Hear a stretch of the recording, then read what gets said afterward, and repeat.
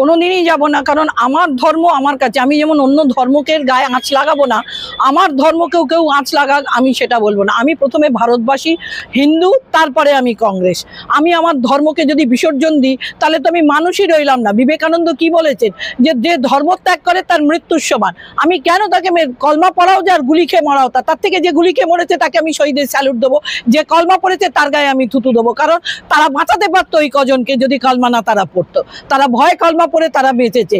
কোনো সন্ত্রাসবাদীকেই, কোনো মৌলবাদীকেই কখনো কোনো সময় রেয়াত করা যাবে না। ভারতবর্ষের কোনো মানুষ কোনোদিন তাদেরকে রেয়াত করবে না। এবং আজকে আমাদের ইন্টেলিজেন্স ফেলিওরের জন্যই আজকে আমাদের এই ঘটনাগুলো ঘটেছে। যদি এই ইন্টেলিজেন্স যদি ফেল না হতো তাহলে এই ঘটনা ঘটতো না।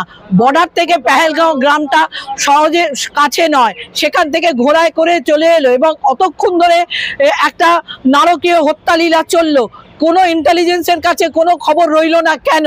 কিন্তু এটা এই সময় নয় যে এই নিয়ে আমরা মারপিট করব।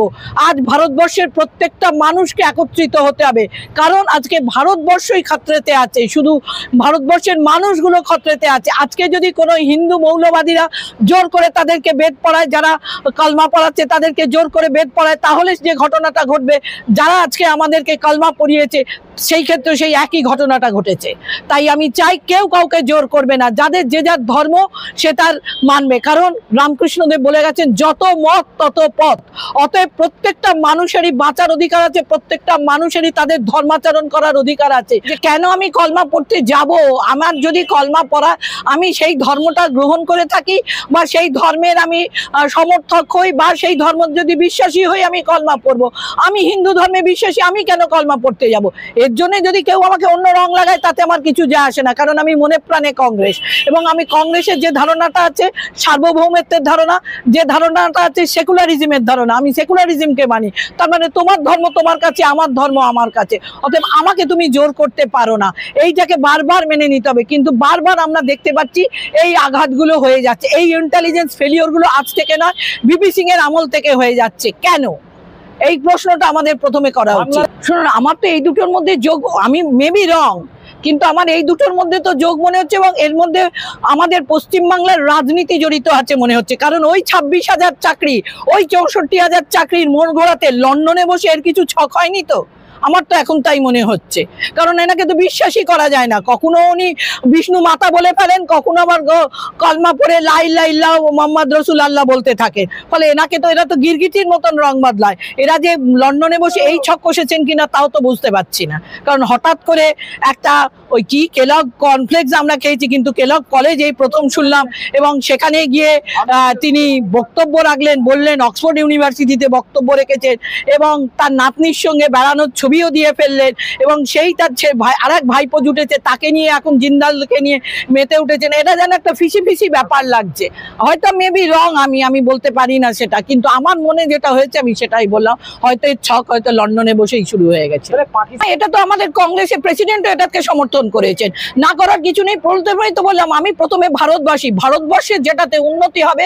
আজকে এতদিন ধরে পাকিস্তান আমাদের চোখ রাঙাচ্ছে, এখন সময় এসেছে পাকিস্তানকে বুঝিয়ে দেওয়ার যে আমরা কি জিনিস।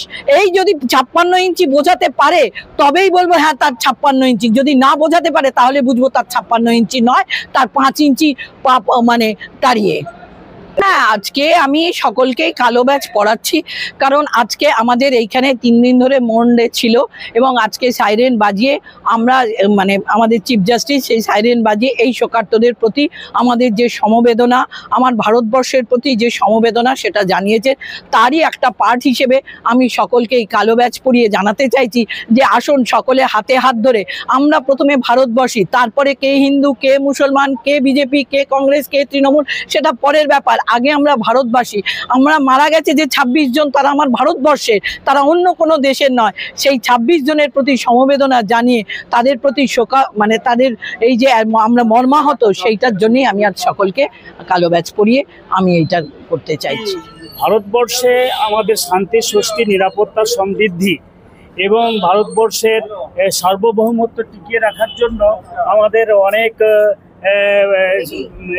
মানে আর্মি আছে, পুলিশ আছে, তারপরে সিবিআই আছে, গোয়েন্দা দপ্তর আছে। তারপরেও 27 জন 29 জন মানুষকে এইভাবে হত্যা করে শহীদ করে দিয়ে চলে যাওয়া, এ তো কেন্দ্র সরকারের দায়বদ্ধতা নিতে হবে এবং কেন্দ্র সরকারকে এর জন্য জবাব দিতে হবে। যত প্রেস আছে, মিডিয়া আছে, তাদের জনগণের কণ্ঠকে কেন্দ্র সরকারের সামনে তুলে ধরা উচিত। আর এর জন্য আমরা নিন্দা জানাচ্ছি এবং এর নিন্দার ভাষা আমাদের কাছে নেই।